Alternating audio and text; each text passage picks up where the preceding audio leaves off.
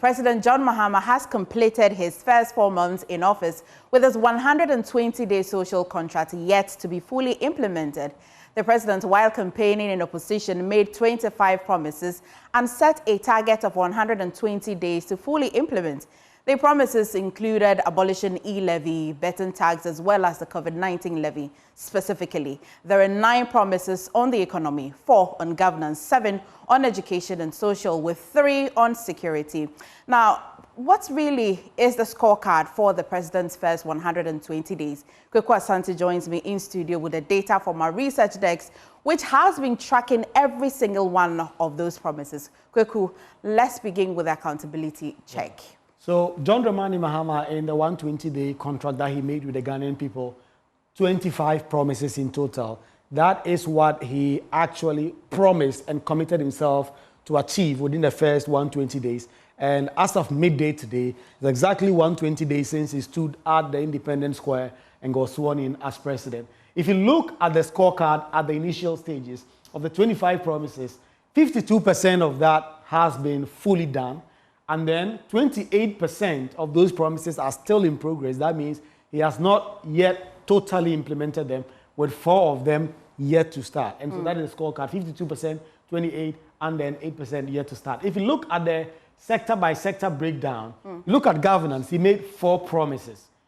In terms of the economy and finance, which was very huge for the 2024 election, he made 9 promises there. Education, 4 promises. Social programs, 3 promises. Security and justice, 3 of them. Environment, 1, and then tourism, 1. That is the breakdown in terms of the promises that he made per sectors. If you continue, that is where you get up to the breakdown, and we'll get to talk about some of the specifics. If you look at governance, the promises John Dramani Mahama made in governance with respect to some of the promises, for instance, to launch a code of conduct, he has fully implemented all of them. In the economy and finance, he has done just a little under 50% complete, with a little over 5 to 10% still in progress, and then a big number of that still not implemented. Education, he has done a little over 70%. Social programs, just a little over 30%. Security and justice, there's not a single one that he has fully implemented. When you look at the environment also, it is fully being implemented. For instance, the promise to repeal LI 2462, that is still in Parliament. It hasn't been done yet. And tourism has to do with that Black Star experience launch that he did a couple of days back. So that is it when it comes to the sector breakdown of promises and what is happening. In governance, he promised to nominate his cabinet ministers as early as possible. And he did that. Within John Mahama's first 3 weeks in office, he had named his entire cabinet, and Parliament had indeed vetted them and approved them. He had sworn them in. That was very fast. He also promised to constitute what he called the leanest and most efficient government. As we speak, he has appointed 56 ministers and deputies compared to 88 when President Akufo-Addo left office, even 125 up until some point. He promised to establish a code of conduct. That is a story he just did. He launched that yesterday. Ban political appointees from purchasing state assets. It was included in the code of conduct that he launched yesterday. So they constitute the leanest government. Of course, we can measure that. Yes. But the most efficient government will have to be... Exactly. whether the 56 is corresponding to more efficiency or not, that is something the CSOs will be telling us about. But as to the leanest government in the Fourth Republic, John Dramani Mahama has done it. That is it when it comes to governance. Moving on, when you go to the other sectors, the economy and finance in particular, key, he promised to hold a national economic dialogue. That is done. Scrap within 90 days e-levy, COVID-19 levy, 10% bet levy, and emissions levy. He has done about 90% of this. What is outstanding is the COVID-19 levy, and that is part of the bigger VAT review that the finance minister is doing, and that has not been done. But the other taxes that he promised to review, he has done all of that. Review taxes on imported vehicles and equipment for industry and agri. He hasn't done that yet. Prepare for 24-hour economic policy implementation. That is still in progress. He promised to allocate seed money for Women's Development Bank. That has been done in the 2025 budget. Dr. Kessel Atofosin did put that 50 million allocation in there, so that is done. More on the economy and finance, priority job creation programs, Ejumeru and the likes done. Customs on imported vehicles, not done yet. Restructure loss making SOEs of availability, not done yet. He did congregate the SOEs for a meeting. Yeah. But he's yet to come up with some concrete measures to do what is called a restructuring for profitability. Which indeed, he actually, during that meeting, indicated that they're going to be merging some. Exactly. They're also going to be penalizing people. Exactly. So in the coming days, we'll get to know the specifics of what he's going to do. And if he does that... Did you touch on the 1 million coders? We can mark him. Yes, the coders, he has launched it. The National Apprenticeship Program launched. A Jumawura program launched. So all of that done. And then he promised to establish Accelerated Export Development Council. He did that this week. I heard Koja Kotobuatin telling you at your desk the other time that he did what was very important. So he has done that also. That is when it comes to the economy and finance. Education, he made 4 promises. He has done 3. He's left with 1. That is 75% with education. He promised to hold a national consultative conference on education. Done. Implement no academic policy for first-year students. Done. Introduce free tertiary education for persons with disabilities. Done. And then he wanted to streamline government scholarship administration. We haven't heard anything so far. We understand perhaps when Parliament resumes, there will be a bill to that effect to Parliament, but that has not been done within the 120 days. That is education promises. And then when you move on to social and other programs, distribute free sanitary pads. Done. Compensation for flood victims in Otibunu East and Savannah regions. That has not been done. Probe VRAs at Kosombo and pound down spillage impact. That has not also been done, but they are in progress. So security and justice, he said he will pair security agents of militia and vigilante elements. That is very difficult to track, for instance. Have they, for instance, dismissed certain persons in the military and other places? We don't know. He promised to reopen investigations into unresolved criminal cases. Oh, yeah, he did issue that directive to the IGP to do that, and so it is in progress. So for the security agencies, some of the leadership will say he has changed. Will that constitute a purge? We'll get to know exactly what CSOs think about that, and then conduct forensic audits on financial management cases. That is also in progress. And then, if you also look at the last part of this document, so these are the key issues. Environment, ban illegal mining and new mining activities in forest reserves, Tree for Life and Blue Water. We know he has done the Blue Water. Those are the guards around the water. He has done that. And tourism, launched the Black Star Experience for tourism. He also did that. And so that is the scorecard as we speak. John Dramani Mahama, he has done a couple of the things he promised to do. And the scorecard is now around about 75% of the implementation so far. In the coming days, and he is speaking this evening. Absolutely. We will expect him to give us, in the government's own account, what exactly has been done and what is left to be done and what is causing the delay in the things he promised to do in 120 days. MFA. Koku, your champion. Thank you for bringing us this breakdown. And as you have heard Koku say, at 8:30 p.m. today, the president will be giving us their own account of the breakdown. But we're asking the question, do you feel any of the impact so far? Let's speak to Charles Kusi Apia. He's Executive Secretary of the Ashanti Business Owners Association, and he joins us via Zoom. So he's got a mixed bag of scores for the president. Let's start with you. Based on your interaction with business owners in the Ashanti region, how would you assess the impact of the government's fulfillment of 13 out of 25 promises so far? Kindly unmute if you can hear me. Can you hear me now? Yes, thank you. Right.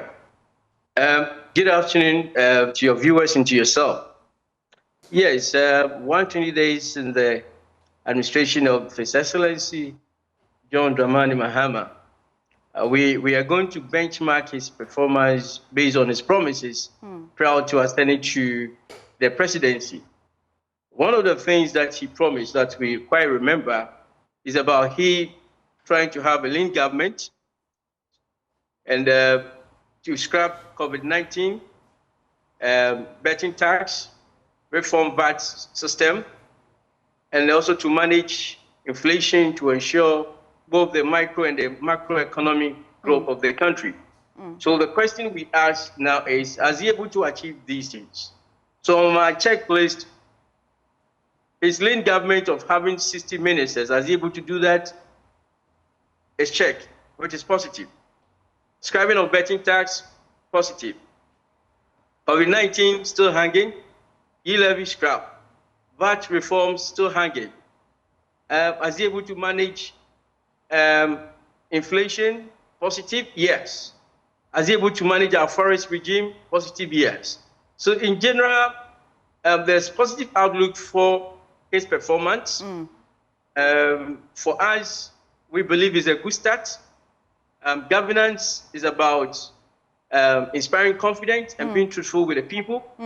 And so far, we could come to a conclusion that he has lived almost about 80% to his promises that he made to us as part of our social contract with him. That's a very good and a high mark. If you're in school, it would be nearly an A+ or maybe in some institutions. But let's narrow it down to the economic promises, 9 key economic promises. Now, from a private sector point, which of these have you seen most visible implementation, especially because of business owners? Which of these are you feeling the most impact? So within the trading community, one of our challenges is the forex. When anytime the major currencies, euros, pounds, dollar, they outperform our local currencies, the economic ramification to us is capital depletion. We lose so much of our working capital. And you bear with me, the engine of growth depends solely on private sector performance. If forex takes away our capital, that means that our business trend is also weakening. And the correlation is the moment business trends are weakening, the economy is also weakening. From January up to date, you could see some level of stability of the forex.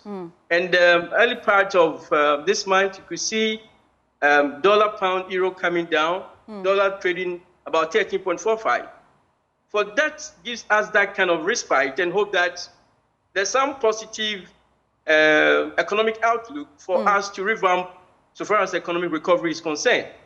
Well, but we're going to mark him. But economists like Professor Bobkin have said that, well, it's good, the outlook is positive, but a little later in the year or early next year, when the government starts to implement their own policies vis-a-vis the IMF's requirements, maybe we might feel the impact a lot more. Are you looking to hold on to this hope, or as a business, you know that this is coming anytime soon, whether or not the outlook is positive?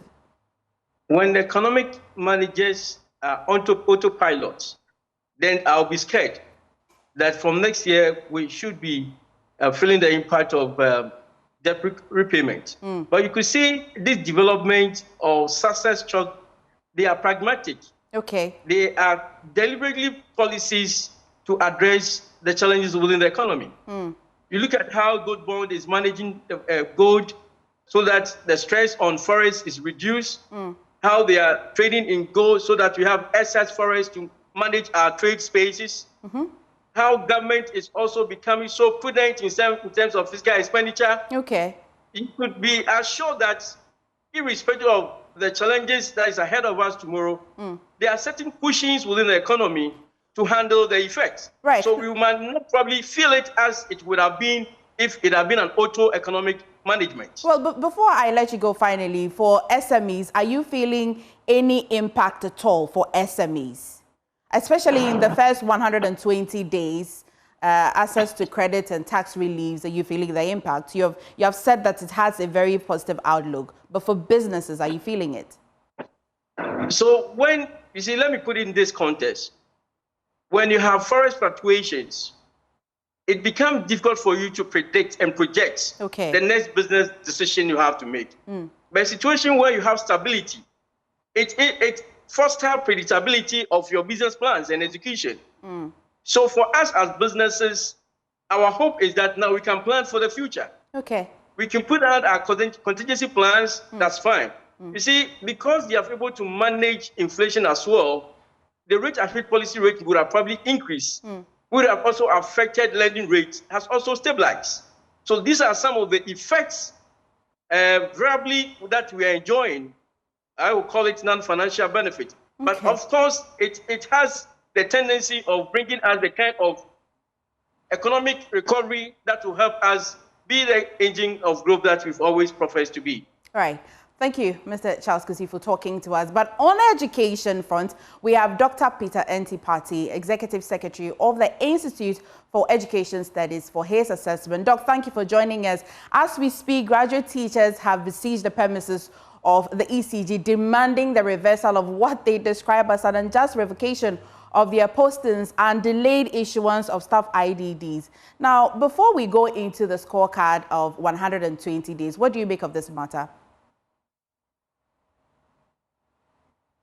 Doc, if you can hear me, kindly unmute.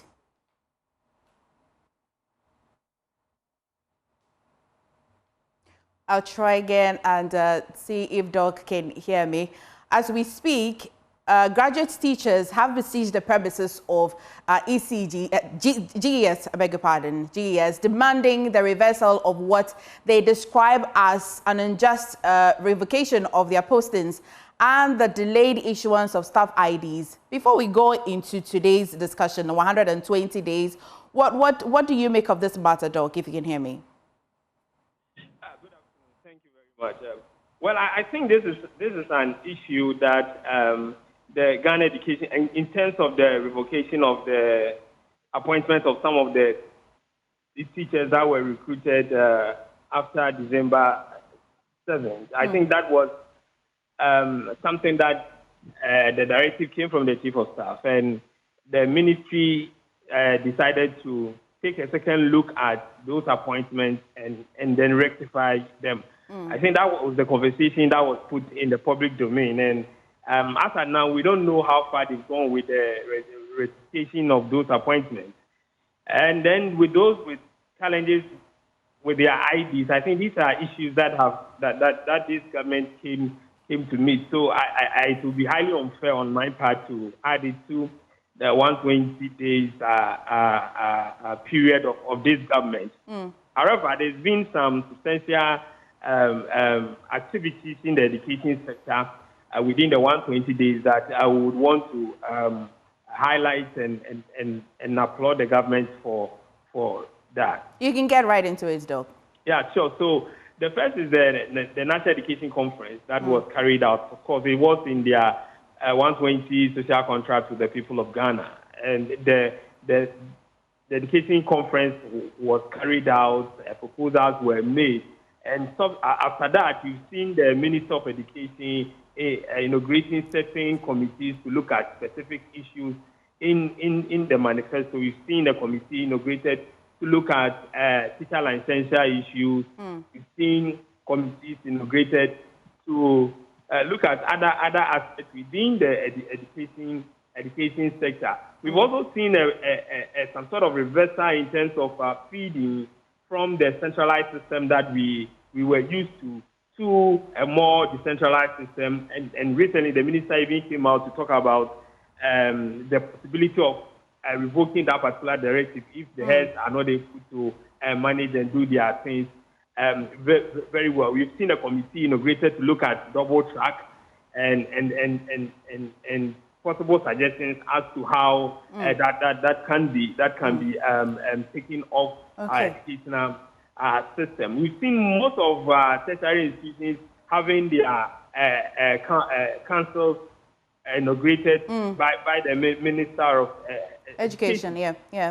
So there's been substantial activities that have happened in the education sector. We've not had any serious hits that we might want to highlight. And so at this stage, what we would want to say is that they should continue to improve on what they are doing. Doc, I mean, today at 8:30, the president will speak. Let's see if he's going to be adding or taking something out. And this is when we'll maybe reconnect with you for your overall assessment. But let's hear from you, our viewers. Clinton Yeboah joins us live from Kumasi. Clinton, what do you have with you?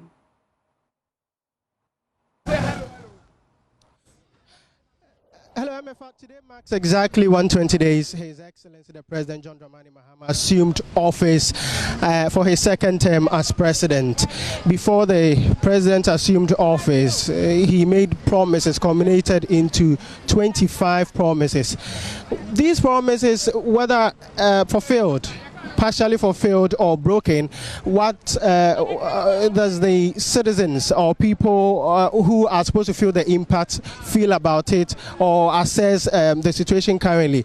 I am currently at the station called Tech Junction, and I'll be speaking to some citizens who have a lot to talk about in terms of the impact that these promises that have been fulfilled or broken had in their lives. Mame, before President John Dramani Mahama, 4 months or making promises,